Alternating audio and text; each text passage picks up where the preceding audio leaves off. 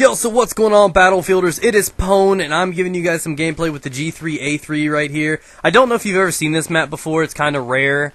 I'm not familiar with seeing any gameplay on this map ever either. So, anyways, we're playing some Operation Matro. Everybody trolls me all the time. If I get something wrong, or the term, or the name of the gun, or, you know, Jessica Alba's brawl size, no matter what it is, you guys point out flaws in every gameplay that every commentator does, and it's just so crazy. So if I mess up at all in this, I apologize. You just need to pull the carrot out your ass and understand that I try to give you guys content when I can, and I need to talk to you guys about these guns. I told you guys I'd give you a little bit of summary on whether or not it is worth actually going into co-op and unlocking all these guns, because I do believe this is the very last gun that you unlock. It is the G3A3. It is equipped. It's got about 20 bullets per mag, clip, whatever you want to call it.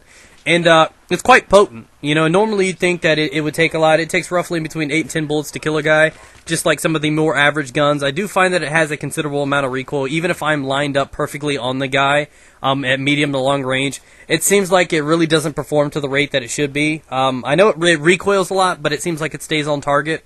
It's like false recoil, if you can. Like, if you guys are familiar with, like, Call of Duty, how there's so much bounce and booby flobble.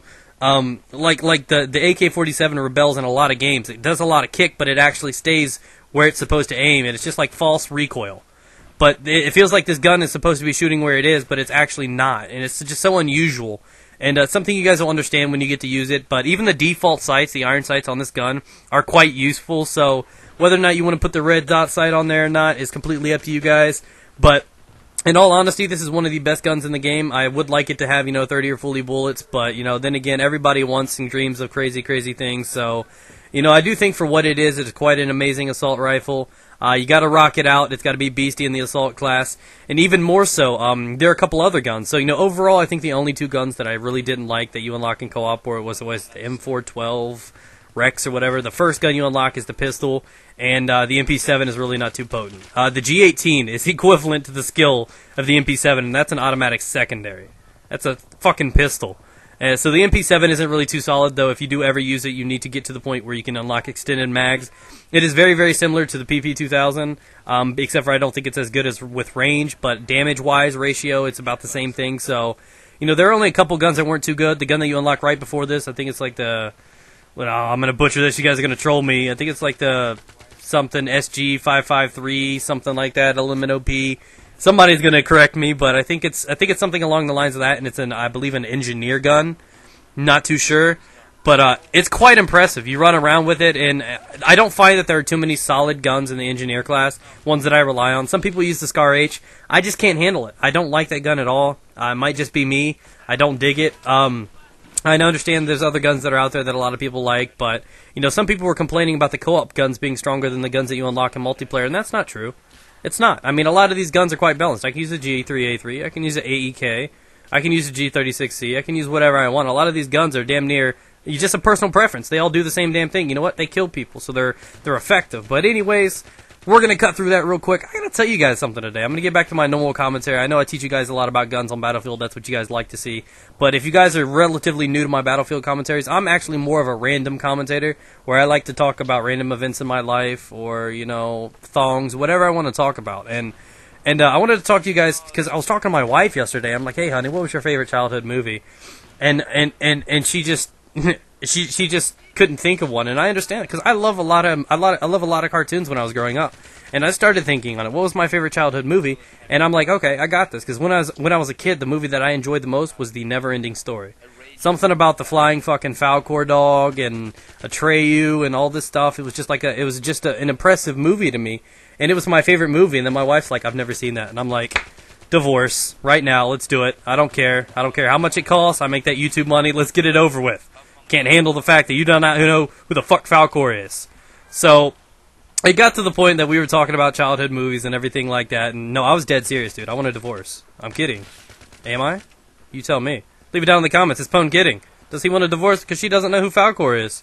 I think that's worthy. I think that should be one of those things. It could be like irreconcilable differences. No. Doesn't know who the fuck Falcor is a reasonable excuse for divorce. Put that out there, guys. I'm sorry. Mellow out. I need a Twix. So... Basically, we started talking about cartoons, and I grew up, I moved from those movies that were like that, like The Labyrinth and Never-Ending Story, and then there were other ones that when I was younger that I remember that were, like, badass. I loved, like, The Brave Little Toaster and stuff, and, things along the lines of that, and then I wasn't too really into, like, shows. Like, my stepsister, who I was around a lot, I was more like a Scooby-Doo guy, and she loved shit like Doug and stuff like that. I really didn't get into any of those shows. I was until I got a little bit later, and I got really, really heavily involved in watching Pokemon, and Dragon Ball Z, all that good stuff. And I started like drawing the characters and playing the video games, and those were two very, very popular franchises that pretty much came out of nowhere. And even though that they were quite simple, they were just, they were taking over the world, and it was just quite impressive. So cartoons have had a very, very large impact on the way people are crafted. And I wanted to know what were some of the cartoons you guys liked, because last night I saw like some random dragon on TV or something. It reminded me of this little dragon puppet that was in a show called Eureka's Castle. And I don't know if any of you guys can remember it. It was like, mid-80s? I think it ended like in the 90s, early 90s or something. And Amanda, because she's just turned 20. She's a couple years younger than I am. And she didn't remember it at all. So, I want you guys to let me know, your age and what kind of cartoons you grew up on and what you really, really did enjoy about it. And if you guys don't know who Falcor is, make sure you let me know so I can block you right now, because you're dead to me. And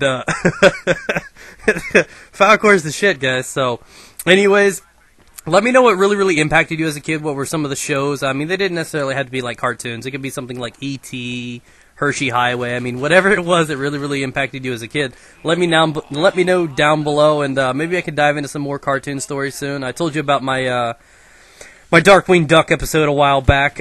So there's where we are, guys. Thanks for watching. Do me a favor and like up the video. Peace out, guys. Get it? Oh, Falcor, I'd pull your ears and peanut butter up, man.